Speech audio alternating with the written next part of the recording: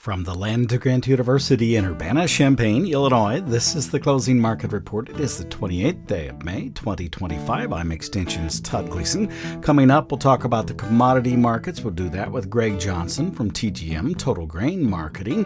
We'll hear about the weather forecast from Drew Lerner at World Weather Incorporated, and I'll bring you up to speed on yesterday's USDA Weekly Crop Progress Report with the final audio version of those reports from the states of Illinois, Iowa, and Indiana, as there have been programming changes within USDA NAS. We'll do all of that on this Wednesday edition of the Closing Market Report from Illinois Public Media. It is public radio for the farming world. Todd Gleason services are made available to WILL by University of Illinois Extension. July corn for the day settled at $4.51, down 8.5 cents. December 3 lower, it settled at $4.43.5. July beans at $10.48.5, 14 lower. November 10.37.5, down 13.25. Bean meal $2.60 lower. The bean oil off 64 cents. And wheat futures for the soft red, that's the harvest month in the July at $5.30.25, a penny and 3/4 higher. The hard red July at $5.25.25, 3/4 of a cent higher for the day. Live cattle futures in Chicago, $1.12.5 lower. The feeder cattle off $2.52.5, and lean hogs for 100 pounds, $1.15 higher.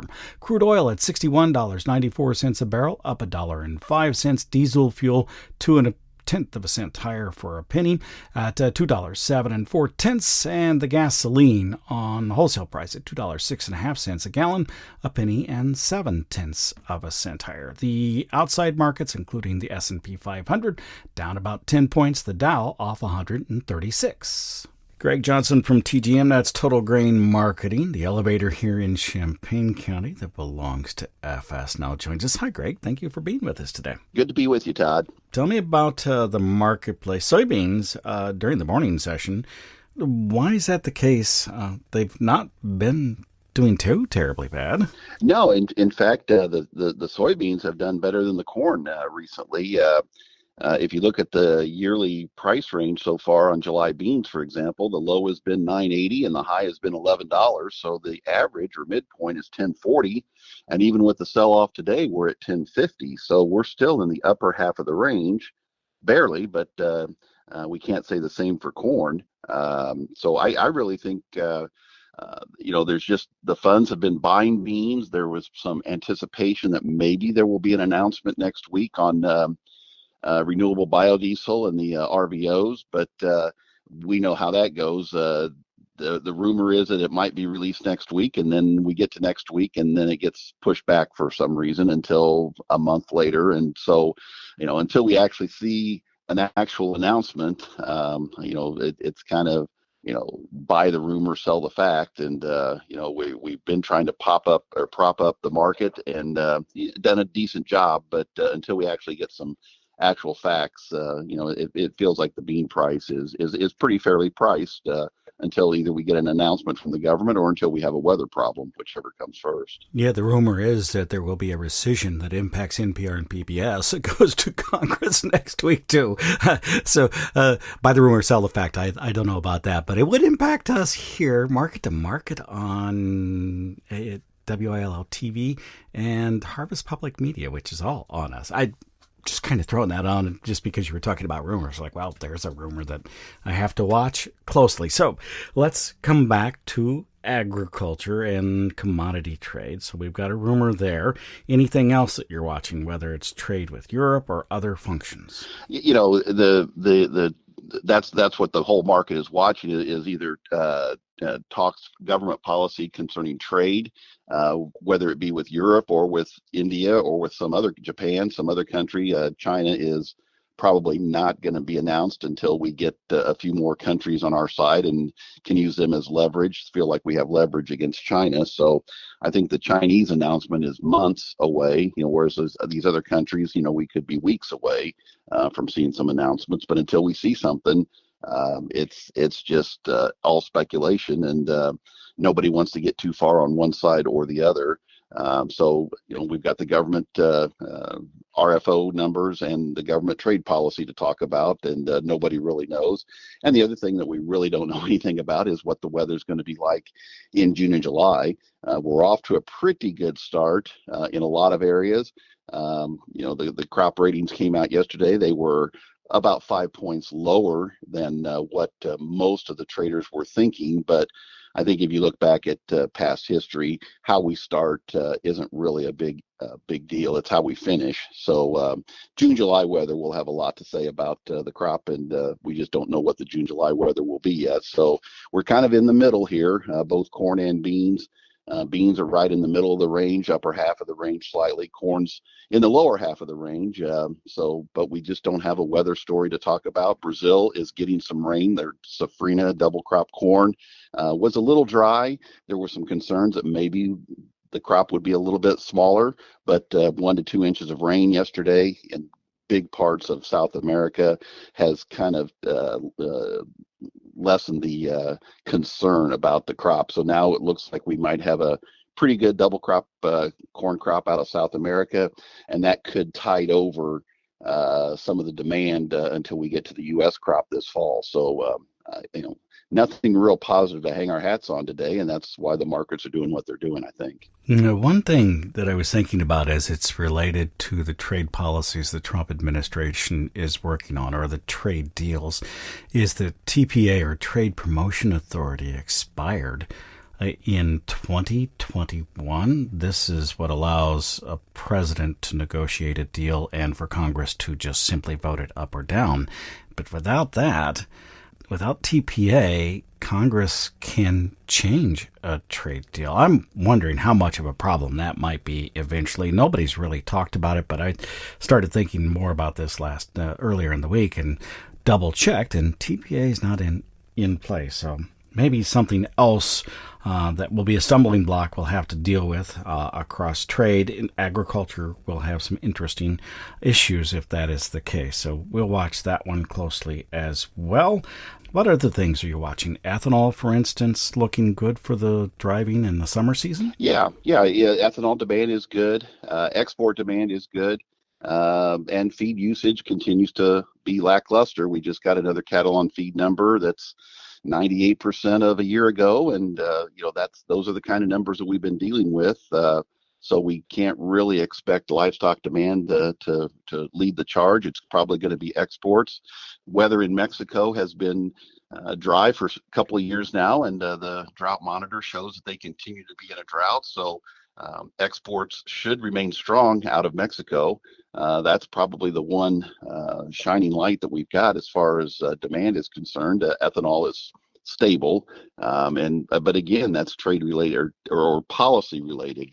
Depending on what the Trump administration, the EPA does as far as small refinery exemptions, as far as the RVO, 45Z. I mean, there's a lot of unknowns, and the devil is in the details. And so we just don't know a lot of those, and the market will respond once we start to get some clarity, but who knows when that will be. Yeah, RVOs have yet to be released. 45Z, part of the big, beautiful bill in some form. We'll see how all that makes it through the Senate, too. Interesting to see how the Senate deals with that particular bill and what comes back to the House that they may be able to approve or not be able to approve as the two sides get together in our bicameral government. Anything else before I let you go for the day? Funds are short corn, which is unusual for this time of year. They're short 100,000 contracts. To put that in perspective, they've been as long as 300,000 contracts. They've been as short as 300,000 contracts. So short 100,000 is not extreme, but given the fact that we've got the whole growing season ahead of us, they have not been short in May for the last 7 years. So that's probably something to keep an eye on. Either they think that the extra acres are enough of a buffer, or that South American crop is big enough, or that the demand just isn't going to continue to be there. But the funds feel comfortable being short corn, which is very unusual for this time of year. Thank you much, Greg. We'll talk with you again next week. Thank you, Todd. Greg Johnson is with TGM. That's TotalGrainMarketing.com. Yesterday afternoon, the United States Department of Agriculture released the weekly crop progress reports. It shows as of Sunday, 87% of the corn crop had been planted, 85% is the 5-year average, 67% of that crop is emerged, 60% is the 5-year average, and it's said to be in 56% good, and 12% excellent condition. 76% of the soybeans have sown. The 5-year average pace is 68%, 50% of that crop has emerged. 40% is the average pace. 75% of the winter wheat is headed. 70% is the 5-year average, and the condition of the crop there is 43% good and 7% excellent. 87%, by the way, of the spring wheat has also headed. 80% is the 5-year average. Now here are updates from across the Midwest. This is Rebecca Alter, agricultural statistician for the USDA NASS Iowa Field Office. Timely rains while needed limited Iowa farmers to 3.8 days suitable for field work. Corn and soybean planting continued, but some producers are waiting for warmer and drier conditions to start spraying. Topsoil moisture condition rated 4% very short, 15% short, 76% adequate, and 5% surplus. Corn planted reached 95%. Corn emerged reached 76%, 6 days ahead of last year's pace and 2 days ahead of normal. Corn condition rated 0% very poor, 2% poor, 15% fair, 62% good, and 21% excellent. 92% of the expected soybean crop has been planted, just over 2 weeks ahead of last year and 8 days ahead of the 5-year average. Soybeans emerged reached 60%, 8 days ahead of last year and 4 days ahead of normal. Soybean condition rated 1% very poor, 2% poor, 17% fair, 64% good, and 16% excellent. 40% of the state's first cutting of alfalfa hay has been completed. Hay condition rated 85% good to excellent. Pasture condition rated 68% good to excellent. And that's this week's report of crop progress and conditions across the state of Iowa. For the USDA NASS Upper Midwest Regional Field Office, this is Rebecca Alter. I'm Nathaniel Warnski with USDA's National Agricultural Statistics Service. This week, Indiana topsoil moisture rated 84% adequate to surplus for the week ending May 25th. Days suitable for fieldwork were 3.5 days. Corn planting was 76%, close to the 5-year average. Corn emerge was 57%, 10 percentage points ahead of last year, and 3 percentage points ahead of the 5-year average. Corn conditions was rated 70% good to excellent. Soybean crop planted was 71%, slightly ahead of last year and the 5-year average. Soybeans emerged was 49%, an increase of 17 percentage points from last week. Winter wheat drenchted was 94%, 3 percentage points behind last year. Winter wheat headed was at 68%, 12 percentage points behind last year, but 6 percentage points ahead of the 5-year average. The crop rating was 77% good to excellent. Pasture and range condition rated 73% good to excellent. And that's this week's report of crop progress and conditions across the state of Indiana. I'm Nathaniel Warnski for USDA National Agricultural Statistics Service. Hello everyone, this is Brad Summa, Director of the USDA NASS Heartland Region, and this is the Illinois Crop Progress and Condition Report. There were 4.0 days suitable for field work in the week ending May 25th. Statewide, the average temperature was 59.4 degrees, which was 6.0 degrees below normal. Precipitation averaged 1.56 inches, which was 0.63 inches above normal. Topsoil moisture supply is now rated at 3% very short, 18% short, 65% adequate, and 14% surplus. Corn planted has now reached 82% across the state compared to the 5-year average of 87%. The corn emerged has reached 70% compared to the 5-year average of 69%. And the corn condition was rated 1% very poor, 4% poor, 28% fair, 55% good, and 12% excellent. Soybeans planted has now reached 75%, equal to the 5-year average, and the soybeans emerged has reached 58% compared to the 5-year average of 50%. The soybean condition was rated 1% very poor, 4% poor, 33% fair, 53% good, and 9% excellent. Winter wheat headed has now reached 72% compared to the 5-year average of 87%. And the winter wheat condition was rated 1% very poor, 4% poor, 33% fair, 51% good, and 11% excellent.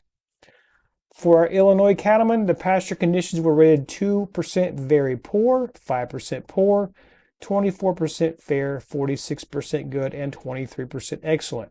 Again, this is Brad Summit, Director of the USDA NASS Heartland region, serving the farmers and ranchers in Missouri and Illinois.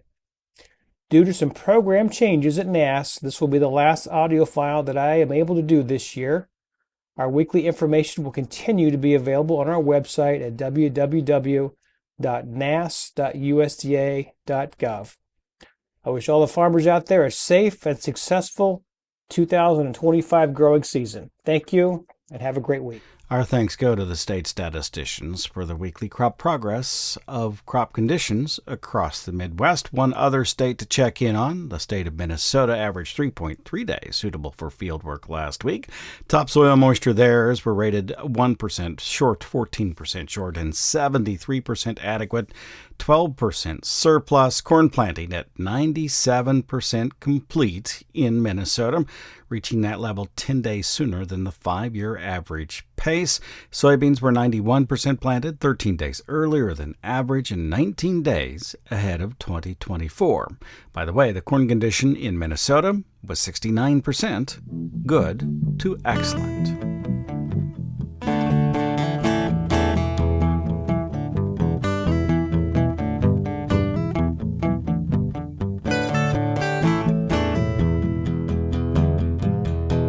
Drew Lerner at World Weather Incorporated in Kansas City now joins us to take a look at the weather forecast. Let's hopscotch across the planet. We'll start in China. We've been following dry, even hot conditions there in some of the growing regions. Have things changed over the last week, Drew? Well, they changed for a little while. It got a little bit wetter for a short period of time, but we're back into the dry now, and that beneficial moisture actually occurred a little more than a week ago, and so we've already been drying down in the eastern part of that old dry region for the past 7 days. We do have a couple of weak little weather systems coming up, but they're not going to break the drought, and drought continues to be declared by the China Meteorological Agency for the heart of the Yellow River Basin. And it does look like, as we go forward the next 10 days, and some models suggest for at least 2 weeks, this dry or below normal precipitation bias will remain in place. And the temperatures will have a warmer than usual bias, probably getting hot again for a little while in this coming week. So the combination is certainly going to be stressful for crops. And just today, we were looking at the vegetative health index for China. And indeed, we are seeing the crop conditions in decline now, a little bit more broad-based. It really hasn't been that dramatic up until this point in time, but, we don't have a lot of summer crops in the ground in the middle of May. You get to the end of May and early June, and it's a whole different story. And so we would expect to see an increase in crop stress evolving as we go forward through this next couple of weeks for the recently planted crops in unirrigated fields, I should point out. It does take rain to make grain. Move to South America. Check in on that safrinha crop where, of course, the monsoon season ended a bit ago. And they periodically get rain, but not much as they finish out the corn there. Yeah, that's right. Normally, it is a very dry place in this time of the year. And really from the end of April, or mostly May, all the way through early September, it doesn't usually rain very much, if it rains at all. And we are going into a period here of unusual unsettledness, if you will. We had some rain last night, and continuing today across some of the western and southern safrinha corn production area. This would be from the westernmost part of Mato Grosso through most of Mato Grosso do Sul and into neighboring areas of both Paraná and parts of Sao Paulo. And these areas have seen enough rainfall just in this one event to improve the topsoil moisture at just the right moment in time. As we've talked in the past, when it's a normal year and they plant that crop on time, when the rainy season ends in April, the ground is usually saturated and crops will just cruise right on through reproduction and filling with the residual moisture left in the soil. But with the crop being 3 weeks late planted this year, there was a pretty good potential that the crop would reproduce and fill during the driest time of their year, which would not be a good thing for the yields. And that's what everybody had been anticipating. But this rain event last night has certainly come in perfect timing, improving the topsoil moisture and taking the stress down by a good notch or two. And that's not it. We are going to see a follow-up system on Monday into Tuesday of next week.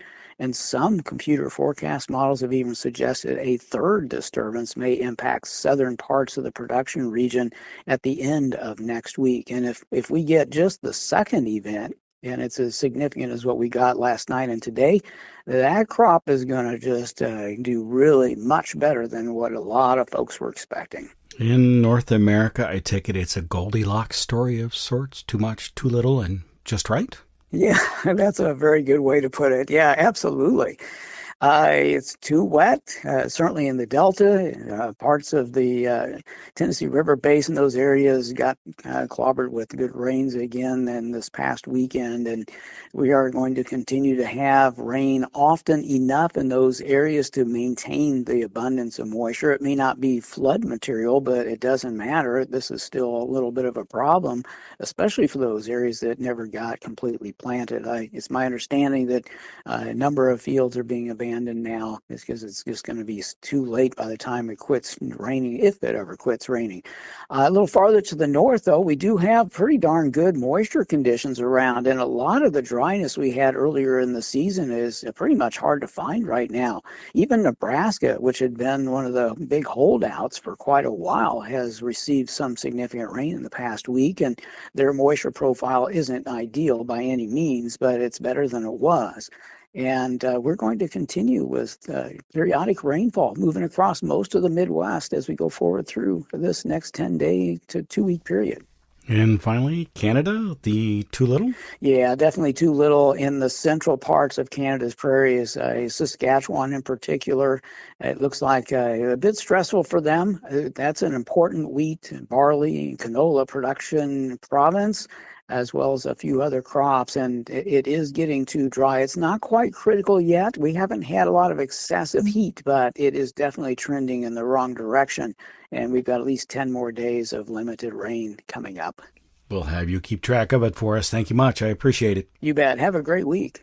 You too. That's Drew Lerner. He is with World Weather Incorporated in Kansas City and helped us to wrap up this Wednesday edition of the Closing Market Report that came to you from Illinois Public Media. It is public radio for the farming world. I'm University of Illinois Extension's Todd Gleason.